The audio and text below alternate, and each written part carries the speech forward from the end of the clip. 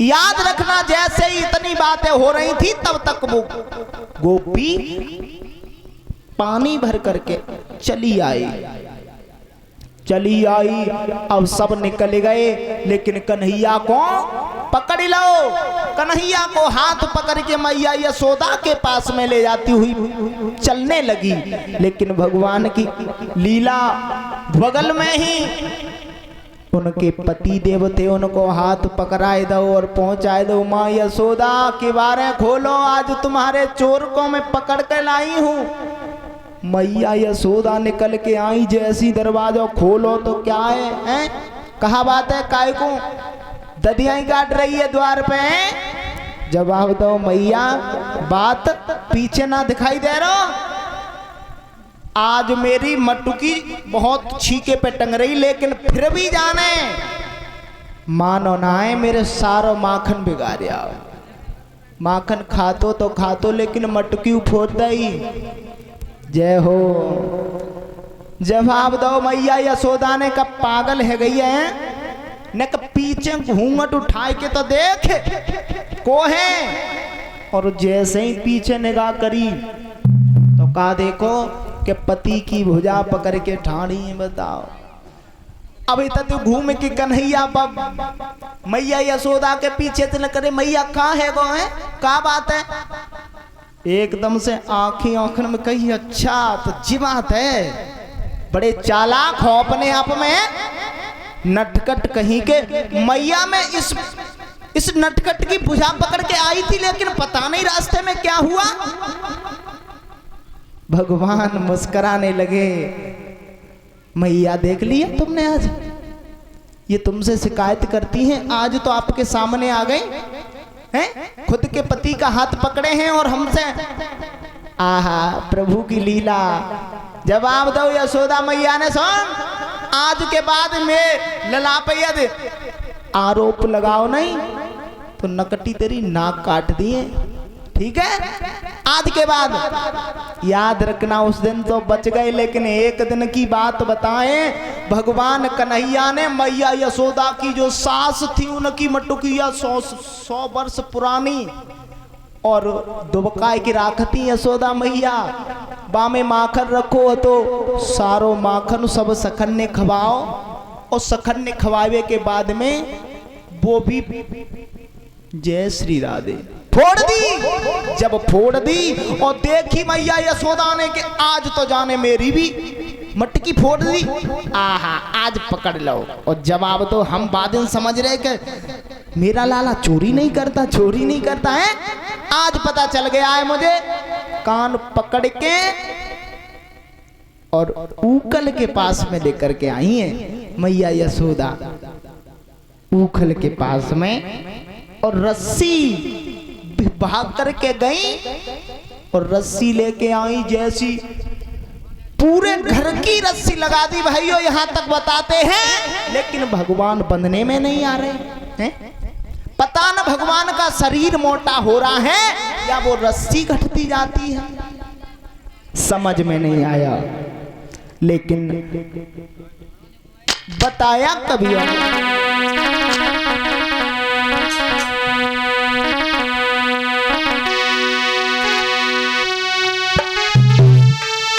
ना जाने कैसी माया थी,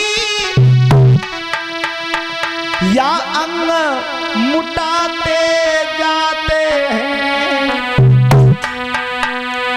और मैया चिलखाती जाती है और मोहन कसाई जाते हैं।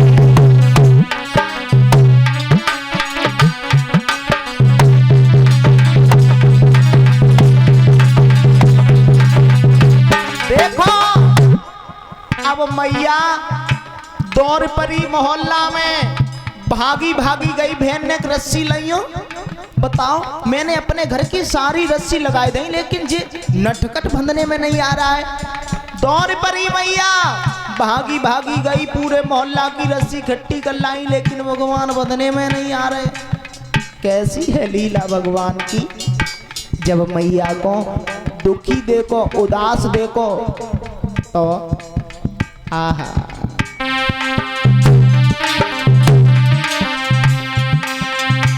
जब देखा अब बहुत ही मैया को हैरान, तब बंधन में आ गए श्री कृष्ण भगवान।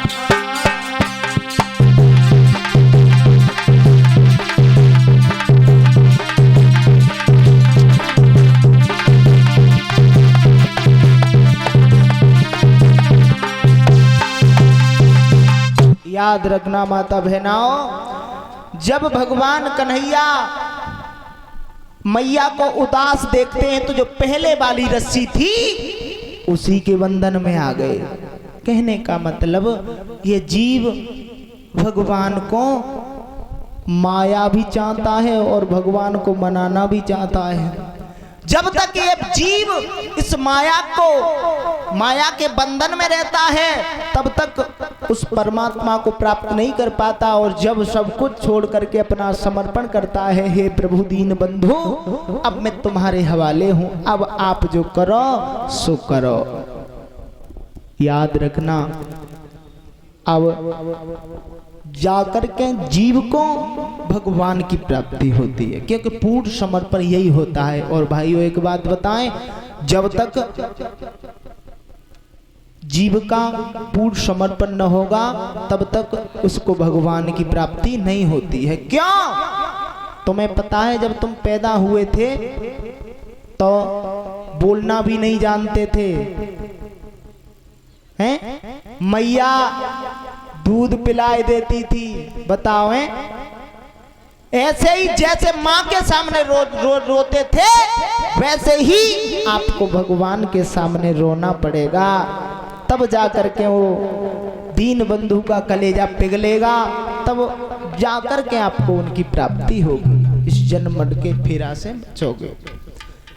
बोलिए गोविंद भगवान की। ध्यान रखना, इधर मैया तो उस ऊखल से बांध करके चली गई, लेकिन भगवान कन्हैया अपनी लीला करने में लग गए। क्या लीला की? उस ऊखल को उखाड़ा और उखाड़ करके लुढ़काते हुए दो वृक्ष खड़े थे यमला अर्जुन नाम के, हैं? उनमें जाकर के फंसा दिया, और जब उनमें फंसाया तो ध्यान रखना परीक्षित महाराज, अब जैसे ही थोड़ा सा जोर लगाया तो वो दो वृक्ष थे वो जमीन पर गिर पड़े। जब जमीन पर गिरे तो उनमें से दो पुरुष प्रकट हुए। वो हाथ जोड़ करके भगवान की वंदना करते हुए चले गए स्वर्ग के लिए। अब परीक्षित ने सुखदेव जी से पूछा, महाराज ये जो वृक्ष पुरुष बन करके चले गए थे ये कौन थे पूर्व जन्म में? तो परीक्षित महाराज पूछ रहे हैं और सुखदेव जी बता रहे हैं। सुनो परीक्षित मेरे लाल, ये कौन थे? कि दोनों कुबेर के बेटा थे, अभिमानी और बरदानी।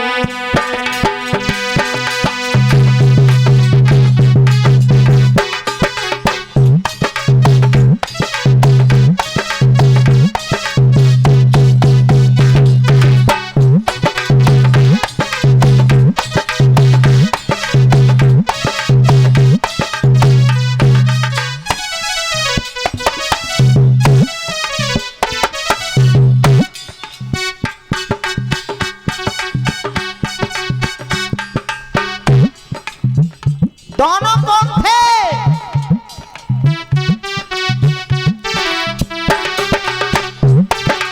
देखो दोनों कौन थे पता है? बता रहे हैं सुखदेव।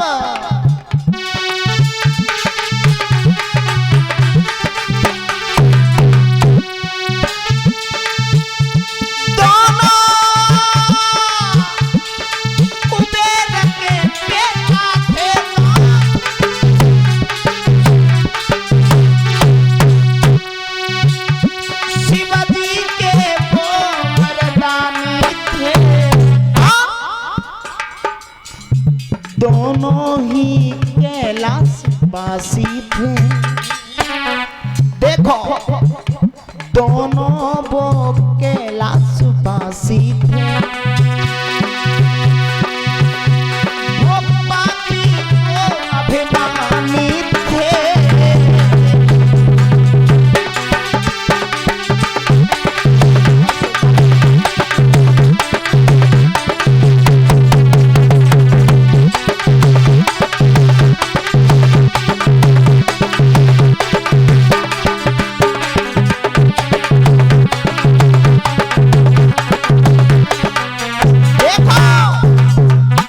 सबसे बड़ी बात बताई सुखदेव ने कि एक दिन की बात थी, ये दोनों नगिन अवस्था में होकर के अपनी पत्नियों को भी नगिन अवस्था में किया और उस सरोवर में स्नान करने लगे। दोनों शराब का पान किए हुए थे।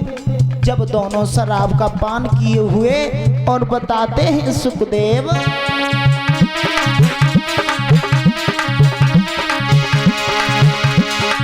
मदिरा पी कर एक दिन ये दोनों सरदार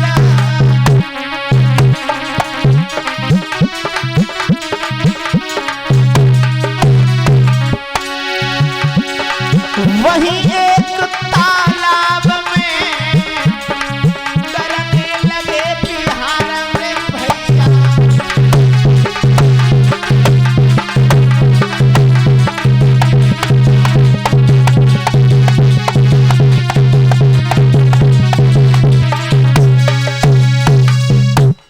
एक तालाब में दोनों नगिन अवस्था में होकर के विहार कर रहे थे। नारद जी निकले, लेकिन उनकी पत्नियों ने नारद को देख करके वस्त्रों को पहन लिया, लेकिन ये पापी दोनों नगिन अवस्था में ही जल में वृक्षों की तरह खड़े रहे। तो नारद बाबा ने जवाब दिया, पापियों एक बात बताएं, तुम संतों का सम्मान करना नहीं जानते हो हैं? अरे तुम्हारी जो पत्नी थी वो संस्कारी थी, श्रेष्ठाचारी थी, उन्होंने तो पहन लिए कपड़े, लेकिन तुम ऐसे खड़े हो। तो जाओ मैं तुम्हें श्राप देता हूं, तुम वृक्ष की तरह खड़े हो इस जल में नगिन अवस्था में, तो तुम वृक्ष हो जाओ। बोलिए गोविंद भगवान की। बेटा परीक्षित, ये वही वृक्ष थे जो ऊपर भगवान ने उद्धार किया इस मृतलोक पर।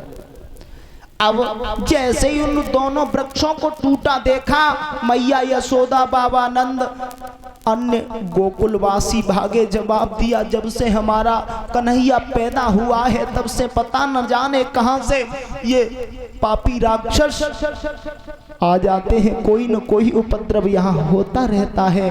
इसीलिए बाबा नंद ने एक सभा जोड़ी और उस सभा में कहा, देखिए हमारे सरदारों और हमारे मंत्रीगणों, एक हमारा कहना है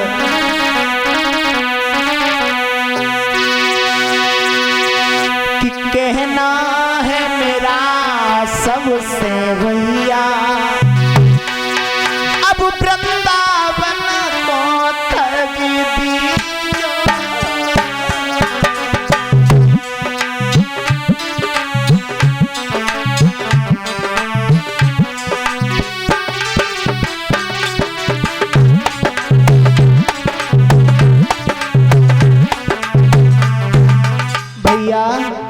जब से हमारा कन्हैया ये कृष्ण पैदा हुआ है तब से न जाने कौन सा नजर लग गई है हमारे इस गोकुल को, कोई न कोई उपद्रव होता ही रहता है। इसलिए मेरा कहना है, कहना है मेरा ओ भैया,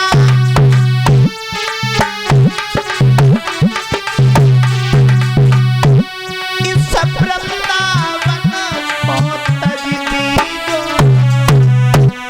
स्वीकार करो, स्वीकार करो, स्वीकार करो, स्वीकार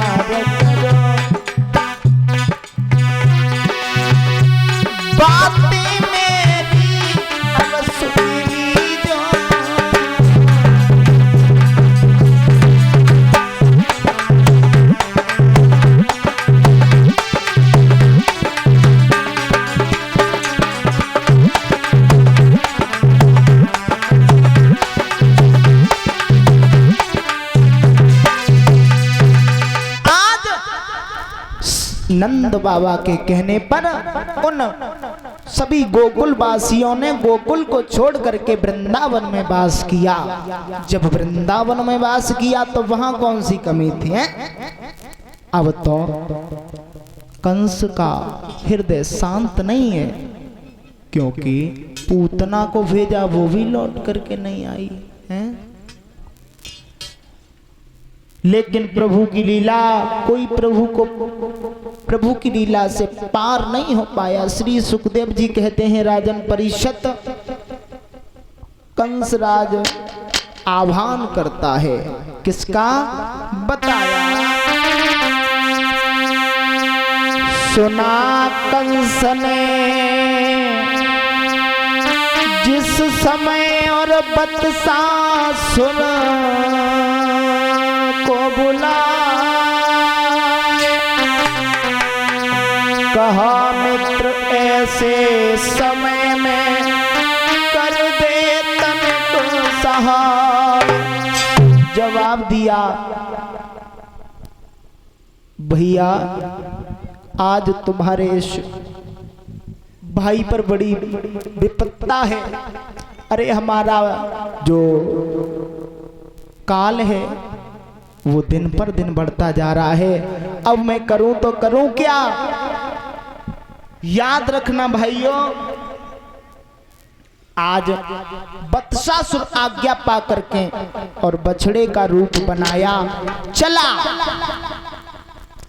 और जब चलने लगा, बछड़े कोई ऐसा वैसा बछड़ा नहीं बना, वो बछड़ा बना बहुत बड़ा।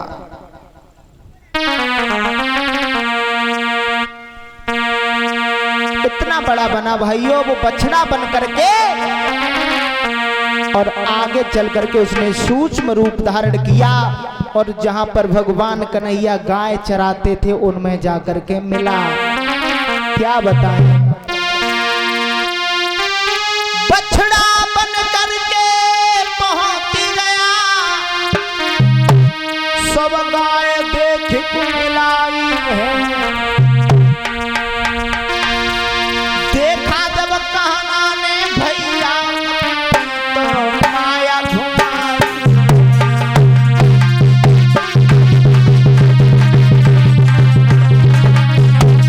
जैसे ही भगवान कन्हैया ने देखा, आ गया, आ जा, कोई बात नहीं है?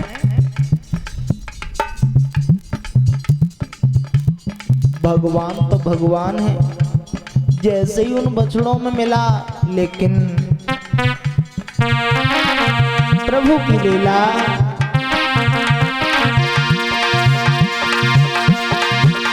पहचान लिया प्रभु जी ने वो, उसका फौरन संहार किया, संहार किया, संहार किया, मोहन ने वो संहार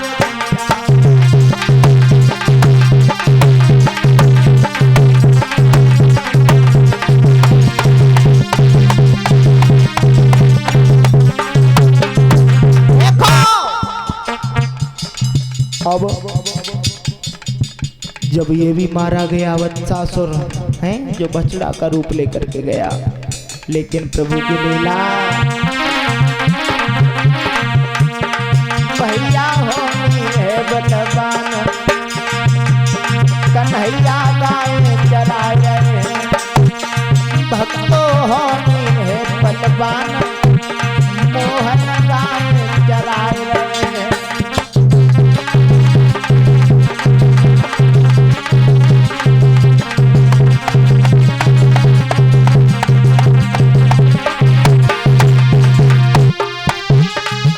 और गाय चराई रहे हैं, कन्हैया गाय चराई रहे हैं, कन्हैया गाय चराई रहे हैं।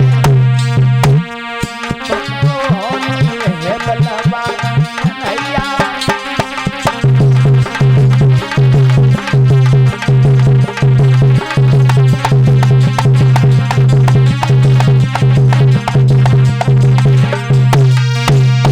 याद रखना भाइयों, जब भगवान कन्हैया ने उसका संहार किया, इधर कंस, हाय हाय, 1 दिन हुआ, 2 दिन हुए, 10 दिन हुए, जब वत्सासुर लौट करके नहीं आया, अब ध्यान किया अघासुर, अग कहते हैं अजगर से संस्कृत में, और सुर कहते हैं राक्षस। अघासुर बुलाया, जवाब दिया तुम चले जाओ, और बिना मेरे उस काल को मारे वापस आ गए तो देख लेना। जवाब दिया जो आज्ञा महाराज। अब वो चला, लेकिन माया रूपी थे ये तो सभी हैं, और माया रूपी भगवान जो शक्तिमान है, मायाधीश कहा गया उन्हें, उनके सामने अपनी छोटी सी माया दिखाने के लिए जा रहे हैं। देखो मूर्खता। भगवान कन्हैया योगी राज कृष्ण मायाधीश हैं, उनके सामने भला किसी की माया चल सकती है?